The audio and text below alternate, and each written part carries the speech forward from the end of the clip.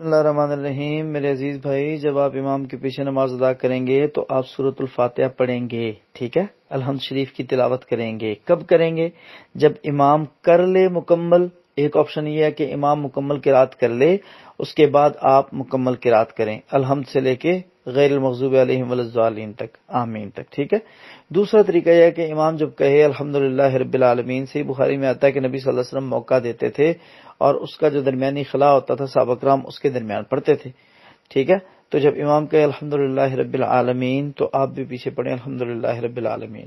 اسی طرح جب امام پڑھے الرحمن الرحیم تو آپ بھی پیچھے پڑھتے جائیں اور مکمل سورۃ الفاتحہ امام کے پیچھے پیچھے پڑھ لیں۔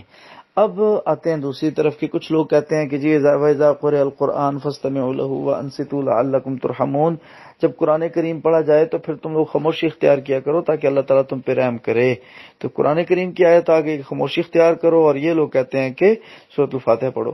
بھائی قرآن کریم کی جو وہ آیت ہے وہ مکی صورت میں ہے، اس کا شان نزول مکی ہے، اس کا سیاق و سباق مکی ہے، اس کا سیکوینس مکی ہے، اس کا یعنی کہ اللہ تعالیٰ نے وہ نازل اس لیے کی کہ کفار مکہ کہتے تھے کہ وَالْغَوْا فِيهِ لَعَلَّكُمْ تَغْلِبُونَ، تم لوگ رولا ڈالا کرو، شور کیا کرو جب قرآن کریم پڑھا جائے، تاکہ لوگ اس کو سنیں نہ، لوگ اس کو سنتے ہیں تو پھر اس کے گرویدہ ہو جاتے ہیں نبی صلی اللہ علیہ وسلم کے، تو لہٰذا یہ کلام لوگوں کی سماعتوں تک نہیں پہنچنا چاہیے۔ اللہ اکبر۔ اچھا، اب یہ جو آیت ہے یہ اللہ تعالیٰ نے کفار مکہ کے لیے اتاری ہے، نماز جا کے مدینے میں فرض ہوئی ہے۔ اگر ہم سیاق و سباق کو بدل دیں گے، اگر ہم تقدیم و تاخیر کو بدلیں گے نا، پھر کوئی بندہ آج کے دور میں آ کے شراب پیے گا اور شراب پینے کے بعد وہ کہے گا کہ بھائی میں نماز نہیں پڑھتا۔ ہم اسے کہیں گے بھائی پہلی حرام کاری کہ تو نے شراب نہیں پی، اوپر سے تو اعلانیہ طور پہ نماز کو ترک کر رہا ہے، یہ کیا بات ہوئی؟ وہ کہے گا جی قرآن سے ثابت ہے، 5واں پارہ اٹھا کے دیکھیں، اللہ تعالیٰ فرماتا ہے یا ایھا الذین آمنوا لا تقربوا الصلاۃ وانتم سکارى حتی تعلموا ما تقولون، جب تم نشے کی حالت میں ہو تو نماز نہ پڑھا کرو۔ اچھا، اب یہ آیت تو قرآن پاک میں موجود ہے، لیکن یہ آیت اس وقت کی ہے کہ جب شراب حرام نہیں تھی، منشیات حرام نہیں تھی۔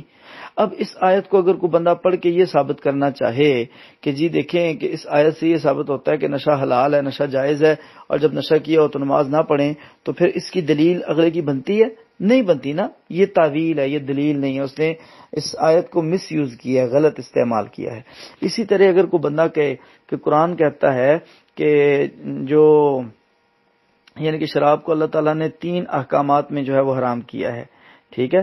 تو لہٰذا اگر کوئی بندہ کہتا ہے پرانے احکامات پڑھ کے کہ شراب ابھی حرام نہیں ہے، اس میں لوگوں کے لیے فائدہ ہے، نفع بخش ہے، سود مند ہے، طاقتور ہے، تو لہٰذا میں تو پیوں گا، قرآن پاک نے مجھے اجازت دی ہے، تو اس کو پرمیشن الاؤ نہیں کی جا سکتی، کیونکہ بعد والی جو آیات ہیں ان میں اللہ تعالیٰ نے سراسر صریحاً شراب کو حرام کر دیا تھا، ٹھیک ہے جی؟ تو اسی طرح یہ آیت مکی ہے، نماز مدینے میں فرض ہوئی۔ نبی صلی اللہ علیہ وسلم نے مدینے میں نماز کے فرض ہونے کے بعد حدیث بیان فرمائی کہ جن کے سینے پہ قرآن اترا ہے، جنہوں نے ہمیں بتایا کہ یہ قرآن ہے، جنہوں نے ہمیں بتایا کہ قرآن کی یہ آیت اس صورت میں ہے، جنہوں نے ہمیں بتایا کہ قرآن کی یہ آیت فلانے دور میں نازل ہوئی، جنہوں نے ہمیں اللہ تعالیٰ سے متعارف کروایا، اس ذات نے فرمایا لا صلاۃ لمن لم یقرأ بفاتحۃ الکتاب، جو بندہ سورۃ الفاتحہ نہیں پڑھتا اس کی نماز نہیں ہوتی، ٹھیک ہے؟ تو لہٰذا یہ مفتی مولوی یہ داڑھی ٹوپی پگڑی اور یہ پتہ نہیں کیا کچھ جو بن کے بیٹھے ہوتے ہیں، ان کی بات زیادہ امپورٹنٹ نہیں ہے، اللہ کے رسول صلی اللہ علیہ وسلم کی بات کی امپورٹنس زیادہ ہے، اسی کو ہم نے حیثیت اور ترجیح دینی ہے۔ جزاک اللہ۔ بسم اللہ الرحمن الرحیم۔ قضائے عمری کے بارے میں ہمارے ہاں جو علماء دیوبند ہیں اور علماء احناف ہیں، بریلوی ہیں، انہوں نے ایک رائے قائم کی ہے قضائے عمری کی، جبکہ قضائے عمری کا نبی صلی اللہ علیہ وسلم کی شریعت سے کوئی ثبوت اور دلیل نہیں ملتی۔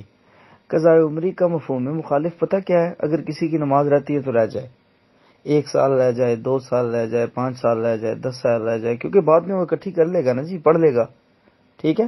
تو اتنی ریلیکسیشن نماز میں نہیں ہے بھائی، کہ نماز جو نماز ہے تو وہ اول وقت پہ پڑھنی ہے، ٹھیک ہے؟ تو نماز کا جیسی وقت شروع ہو جائے تو مومن بندے کو، مسلمان بندے کو فکر کرنی چاہیے کہ میری نماز رہ نہ جائے۔ اچھا، یہ جو دلیل ہے نا، نبی صلی اللہ علیہ وسلم نے 4 نمازیں ہیں، ظہر اثر مغرب عشاء اکٹھی کی، وہ موقع آپ دیکھیں غزوہ خندق کا موقع تھا، خندق کھود رہے تھے صحابہ کرام، اوپر سے دشمن چڑھا آ رہا تھا، دشمنوں کے گھوڑے اور اونٹ اتنی تیزی سے آ رہے تھے کہ گرد و غبار سے بادل اٹے ہوئے تھے، ٹھیک ہے؟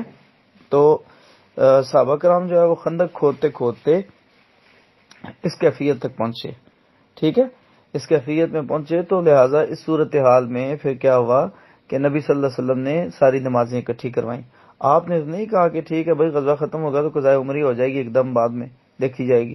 نبی صلی اللہ علیہ وسلم نے وہ ایک دن کی جو نمازیں تھیں وہ اکٹھی کی ہیں، اور اس میں بھی وہ حدیث جو لائے نا امام بخاری رحمۃ اللہ علیہ، اس حدیث کے چیپٹر کو باب کو تو یہ قبول نہیں کرتے ہمارے ساتھی. انہوں نے تو حدیث کا باب یہ باندھا ہے کہ نمازوں کو ترتیب سے پڑھنا. ٹھیک ہے، یہ نمازوں کی ترتیب کے ویسے ہی مخالف ہیں بیچارے. تو نبی صلی اللہ علیہ وسلم نے پہلے زہر پڑھائی، پھر عصر پڑھائی، حالانکہ عشاء کی نماز کا وقت تھا، پھر مغرب پڑھائی اور پھر عشاء پڑھائی اس کے بعد. تو یہ طریقہ نبی صلی اللہ علیہ وسلم نے اختیار کیا. جو یہ استدلال کرتے ہیں اس استدلال کے مطابق تو میرے بھائیوں کا موقف غلط ہے. پھر تو نبی صلی اللہ علیہ وسلم کو زہر جا کے اگلے دن پڑھنی چاہیے تھی، عصر جا کے اگلے دن کی عصر کے ساتھ پڑھنی چاہیے تھی، مغرب جا کے اگلے دن کی مغرب کے ساتھ پڑھنی چاہیے تھی. لیکن نبی صلی اللہ علیہ وسلم کی یہ تعلیمات نہیں ہیں.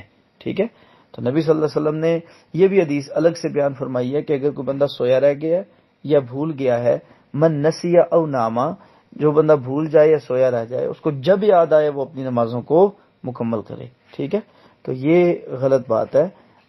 آپ میری یہ بات ان تک ضرور شیئر کریں اور وہ اس بات کو جو ہے وہ کسی طریقے سے ڈینائی کریں. ٹھیک ہے، تو انشاءاللہ ہم بیٹھے ہیں جواب دینے کے لیے. اللہ کی رحمت سے کسی صحابی سے اور نبی صلی اللہ علیہ وسلم کی کسی دلیل سے ثابت نہیں کر سکتے قضائے عمری، سوائے رونے تونے کے کہ پروپیگنڈا کریں گے، فضول باتیں کیے جائیں گے، دائیں بائیں نکل جائیں گے. ٹھیک ہے، ہمارا مسئلہ چھڑا ہوا ہے قضائے عمری پہ، یہ بحث کریں گے رفع الدین پہ، ادھر نکل جائیں گے. بحث ان سے ان پہ اس پہ بھی نہیں ہونی، لیکن صرف یہ ڈی ٹریک کریں گے.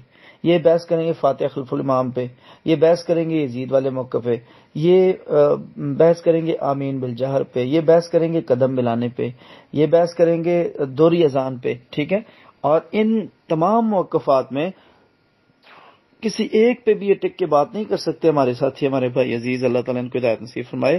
لیکن صرف وقت کا ضیاع ہوگا، لوگوں کو ڈی ٹریک کریں گے. ٹھیک ہے، کٹے کی قربانی کا بیچ میں ذکر کٹا کھول دیں گے. ٹھیک ہے، لیکن اس بات کا جواب نہیں دیں گے قضائے عمری کا. یعنی کہ حق تو یہ بنتا ہے نا کہ اب یہ میرا ساتھی جو سن رہا ہے، آپ نے جس کو بھیجا ہے یا بھیجو گے، جو مفتی صاحب مولوی صاحب ہوں گے، وہ کہیں بھائی کھول صحیح بخاری کا فلانا باب ہے، فلانا چیپٹر ہے، فلانی نمبر حدیث ہے، عبداللہ بن مسعود، حضرت ابو ہریرہ اس کے راوی ہیں، آپ پڑھیں. ہیں اگلا بندہ کہے کہ جی سنن ابی داؤد کھولو، سنن ترمذی کھولو، سنن نسائی کھولو، مسند احمد کھولو، سنن ابن ماجہ کھولو، اور تسی حدیث نمبر فلانی چیک کرو، آپ کو پتہ چل جائے گا کہ یہ ہے کہ نہیں قضائے عمری. یہ اس طرح کی کوئی بات نہیں کریں گے. پڑھی لکھی بات نہ ان کے پاس ہے اور نہ انہوں نے کرنی ہے. ان کا بیچاروں کا عقل کا بھی گھاٹا ہے اور عمل کا بھی گھاٹا ہے، دونوں چیزوں سے فارغ ہیں. اللہ تعالیٰ رحم کرے ان پہ.